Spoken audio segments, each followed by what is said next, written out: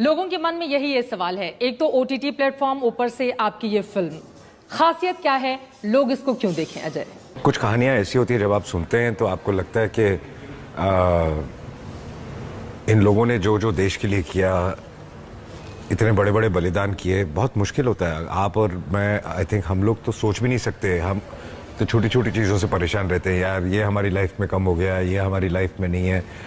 और जब ये लोग, मैं इनकी फैमिली से भी मिला तो ये तो छोटी चीज़ें सोचते ही नहीं, ये तो बड़ी चीज़ें अपनी ज़िंदगी, अपनी फैमिलीज़ को त्याग के ये करते हैं। तो 71 के वॉर की जब ये मैंने कहानी सुनी, एक ऐसी सिचुएशन आ गई थी कि भुज और काफ़ी हिस्सा हमारे देश का कट जाता, बिल्कुल हिंदुस्तान से कट चुका था। इनफैक्ट अगर हमारी आर्म फोर्सेस वहाँ नहीं पहुँच पाती और उन्होंने हमारे रनवे सब तोड़ दिए थे, तो एयरफोर्स से वहाँ पहुँच ही नहीं सकती थी। एंड 48 आवर्स तक लग जाते उनको यहाँ पहुँचने के लिए, और तब तक they would have taken over this place. So this is the sacrifices of those, वो जो आर्मी के 120 लोग थे, ये जो एयरफोर्स के लोग थे, विजय कार्निक, इन्होंने कैसे वो 48 आवर्स को प्रोटेक्ट किया। और विजय कार्निक ने वहाँ की जो लोकल 300 औरतें हैं, उनकी मदद से, उन 300 औरतों की कहानी है जिन्होंने अपनी परवाह बिल्कुल नहीं की, अपनी जान की परवाह, बॉम्बिंग के बीच उन्होंने वो एक रात में पूरा रनवे बनाया, और वो भी अपने घर तोड़कर, क्योंकि रनवे पे खड्डे हो गए थे, तो उसको भरने के लिए उनके पास मटेरियल नहीं था, तो अपनी घरों की दीवारें तोड़कर, अपना पूरे घर तोड़कर एक रात में उन्होंने पूरा रनवे रिपेयर किया। It's a great story to tell, and that is the reason we made this film. आपकी बातों से दो बातें समझ में आई। आप विजय कार्निक की भूमिका में हैं, जो एयरफोर्स के अधिकारी हैं, और साथ ही वो 300 लोकल महिलाएं जो गुजरात के भुज का हिस्सा हैं, उनकी सहायता से रातों रात रनवे तैयार कर लिया जाता है, क्योंकि 50 साल हो भी रहे हैं। वो भी बिल्कुल वॉर के बीच में, ये अपने आप में अद्भुत है। तो क्या इस फिल्म में वो 300 महिलाओं की भूमिका भी हमें दिखाई दे रही है, और उनको तैयार कैसे किया गया, ये भी बड़ा सवाल है। नहीं, वी कास्टेड देम, उनको कास्ट किया गया।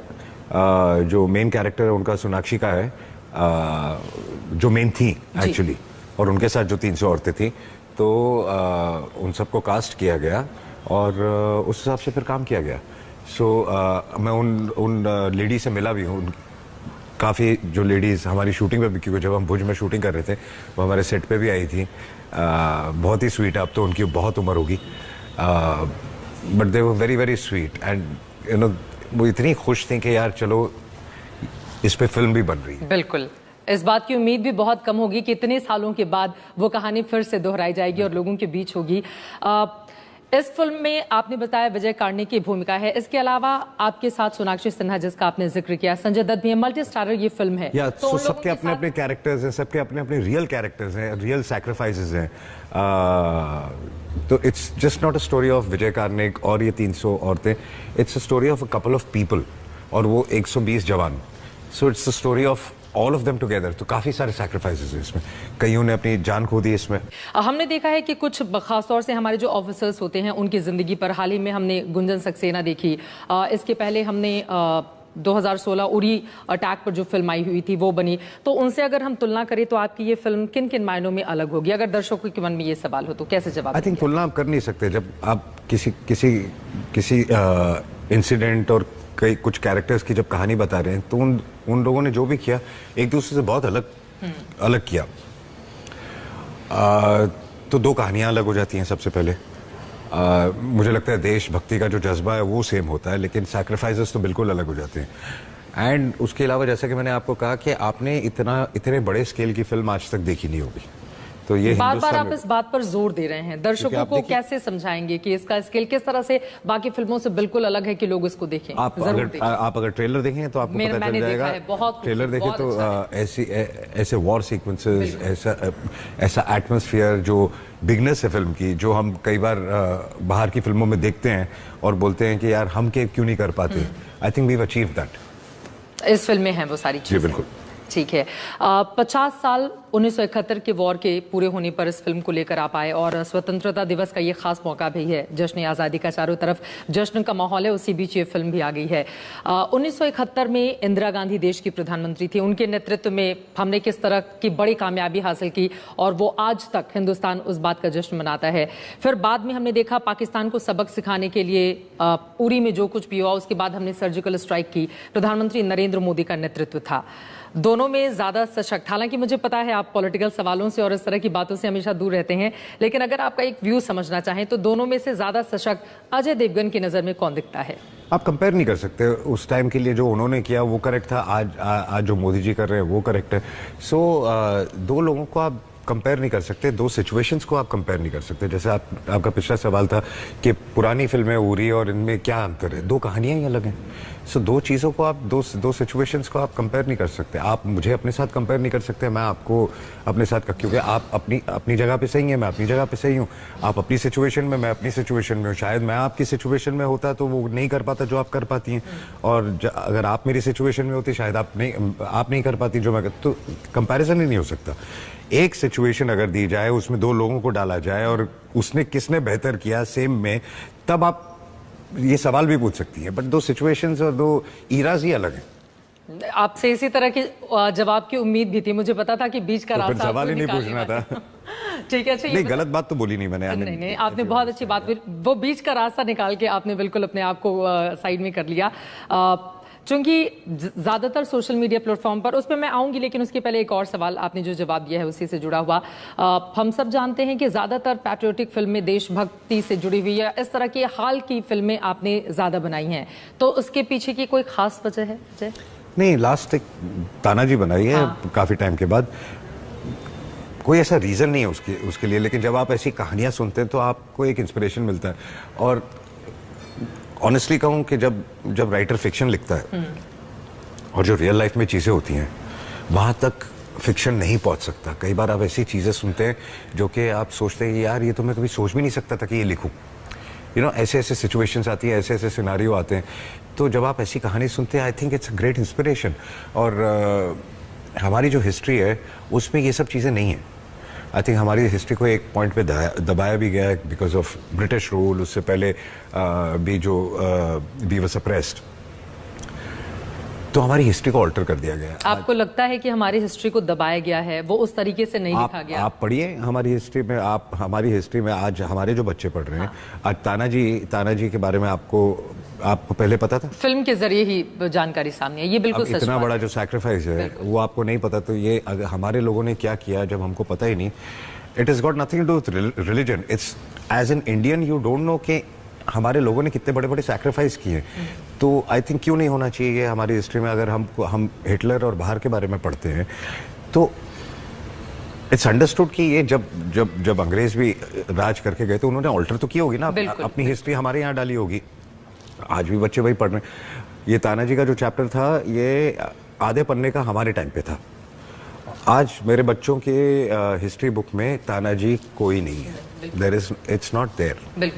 सो आप इसका जवाब तो आपको खुद ही मिल जाता है कि हमारी हिस्ट्री को दबाया गया है और हमारी हमारे जो इतने बड़े बड़े सैक्रिफाइसेस हैं उनके बारे में नहीं जानते आजकल के बच्चे। आप अपने बच्चों से पूछ लीजिए, आप अपने पड़ोस में पूछ लीजिए, उनको क्या पता होगा मुझे बताइए।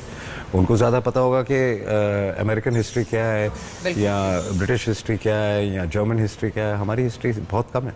मौजूदा सरकार भी यही कहती है कि हमारे इतिहास को ठीक से नहीं लिखा गया है। आप सहमत हैं उनकी बात? बिल्कुल बिल्कुल। तो क्या दोबारा से इतिहास को लिखे जाने की जरूरत है? एटलीस्ट कुछ चीज है, इतिहास को लिखने की जरूरत नहीं। जो है इतिहास वो तो बता दो। I am not saying rewrite history, I am saying just give the history which is there so that see जब आपको कोई चीज मिलती है जिंदगी में तो अगर तो वो बहुत आसानी से मिल जाती है तो आप उसकी परवाह नहीं करते। जब कोई चीज़ बड़ी मुश्किल से मिलती तो आप उसको बहुत संभाल के रखते हैं अपने दिल के पास। तो जब हम कहते हैं कि independence day, what is independence day, why do we celebrate independence day? हम इसलिए सेलिब्रेट करते हैं कि लोगों के दिल में एक देश के लिए भावना जागे एंड दे नो कि they should love their country and हमारा ये इंडिपेंडेंस है। लेकिन अगर उनको पता चलेगा कि हमको इंडिपेंडेंस किस मुश्किल से मिली है और हमारे लोगों का सैक्रिफाइस क्या क्या था, शायद उनमें 2% फ़र्क पड़ेगा, 1% फ़र्क पड़ेगा कि यार बात तो सही है यार, अगर हम वो सिचुएशन में होते तो हम कर पाते क्या। So this is just a small tweak in the mind. ऐसा नहीं है कि आपको अपनी ज़िंदगी बदलनी या आपको झंडा लेके निकल जाना है कि मैं तो देश के लिए जीऊँगा। आपको बिल्कुल ऐसा कुछ नहीं करना है। आपको सिर्फ वो एक छोटा सा स्टेप लेना है, एक छोटा सा कदम आगे बढ़ाना है कि यार ठीक है, देश के अगेंस्ट कुछ मत करो। उतना भी अगर 130 करोड़ लोग कर लेंगे, बात खत्म हो जाती है ना, कहानी खत्म हो जाती है। उसमें आपको कुछ ज़्यादा मेहनत नहीं करनी है। आपको क्या सोशल मीडिया प्रभावित करता है? जी नहीं, क्योंकि मैं सोशल मीडिया पे ज़्यादा हूँ नहीं और मैं ज़्यादा देखता ही नहीं। देखते ही नहीं है। जो मुझे बात कहनी होती है मैं कह देता हूँ, उसके बाद खत्म हो जाती है। और नीचे जो लोगों के कमेंट आते हैं हजारों में, मैं देखता नहीं। मेरे फ़ोन पे ही नहीं है सोशल मीडिया, ना मेरे फ़ोन पे मैं ट्विटर रखता हूँ, ना इंस्टाग्राम रखता हूँ, कुछ नहीं रखता। तो सोशल मीडिया दूरी क्यों बना के रखी है आपने? क्योंकि आप देखिए, क्योंकि आप सोशल मीडिया से कुछ जज नहीं कर सकते। अगर आप कोई भी चीज़ करें, अच्छी या बुरी, 50% लोग गाली देंगे, 50% लोग अच्छा बोलेंगे, चाहे आपने जो भी किया हो। बिल्कुल। अच्छा किया हो या बुरा किया हो, बुरा भी किया होगा तो 50% लोग हैं सपोर्ट करने के लिए। तो सही क्या है, गलत क्या है, मतलब उसमें बटे हुए हैं लोग। बटे हुए हैं लोग। अच्छा, एक लड़ता है जो आपको प्यार करते हैं वो आपके गलत में भी साथ देने आ जाएंगे। जरूरी नहीं है, जरूरी नहीं है। शायद जो जो जो जो उल्टा लिखते हैं हमारे बारे में, चाहे वो उसको काउंटर करने के लिए जो दूसरे लिखते हैं, वो शायद हमसे प्यार ना भी करते होंगे, लेकिन इनसे नफरत करते हैं। You see, so they just like to fight. अभी ट्विटर को लेकर बहुत विवाद चल रहा है, आपकी जानकारी में है? हाँ, थोड़ा बहुत। तो उससे आपको कोई फर्क नहीं पड़ता है क्योंकि आपने एक दूरी बनाकर रखी हुई है? मुझे कोई लेना देना नहीं। कोई लेना देना नहीं। खाली समय में फिर आप क्या करते हैं? जैसे बहुत सारे लोग हैं, सोशल मीडिया की इस तरह की आदत पड़ गई है कि जैसे कि मैंने आपको कहा कि एक्चुअली मेरा सारा दिन काम में निकल जाता है, फिर थोड़ा टाइम फैमिली के साथ, और फिर 1-1.5 घंटा मैं OTT पे कुछ ना कुछ देखता हूँ। अजय देवगन में आखिर ऐसा क्या खास है? 1990 से आप फिल्म में सक्रिय हैं, उसके बाद से तब से लेकर आज तक ये जो 30-31 साल का इतना लंबा दौर रहा है, तब भी आप सुपर डुपर हिट थे, आज भी आपकी फिल्में उसी क्रेज से देखी जाती हैं। एक नशा है अजय देवगन का लोगों के बीच में।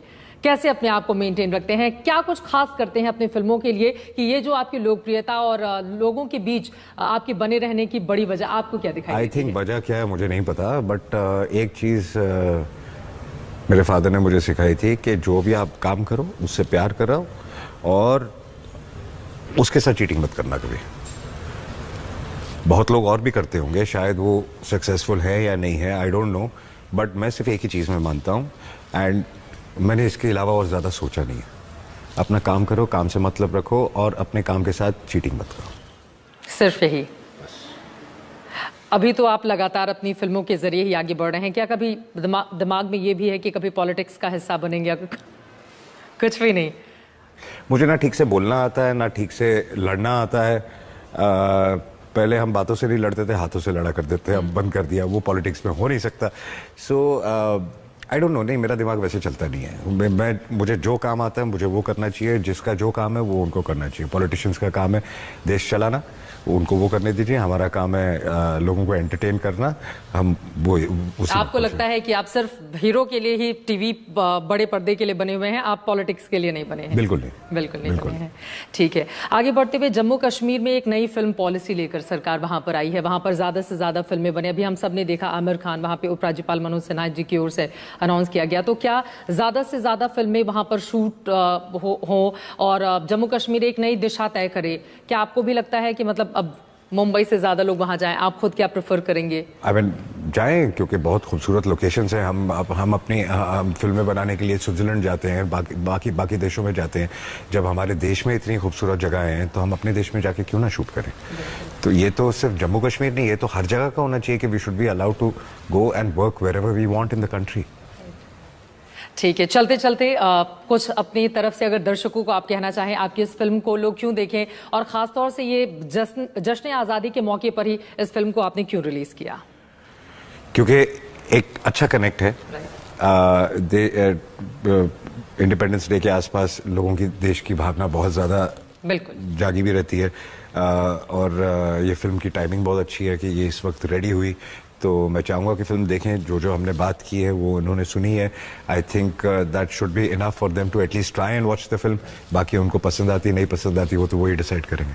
चलिए, बहुत शुक्रिया अजय देवगन जी आज तक से जुड़ने के लिए और अपनी फिल्म के बारे में ये तमाम बातें शेयर करने के लिए. यकीनन फिल्म का जो ट्रेलर है वो अगर आप देखेंगे तो आपका बिल्कुल मन होगा कि तुरंत इस फिल्म को आप देख लें, लेकिन दर्शकों का कितना प्यार OTT प्लेटफॉर्म पर अजय देवगन को मिल पाता है, बिल्कुल उसी तरह जैसे बड़े कैनवस पर मिलता रहा है, इस पर हमारी नजर बनी रहेगी. लेकिन यकीनन इस फिल्म के जरिए एक अलग जोश, जुनून और जज्बा पैदा करने की उनकी ओर से ये कोशिश है. बहुत शुक्रिया अजय आज तक से जुड़ने के लिए. धन्यवाद.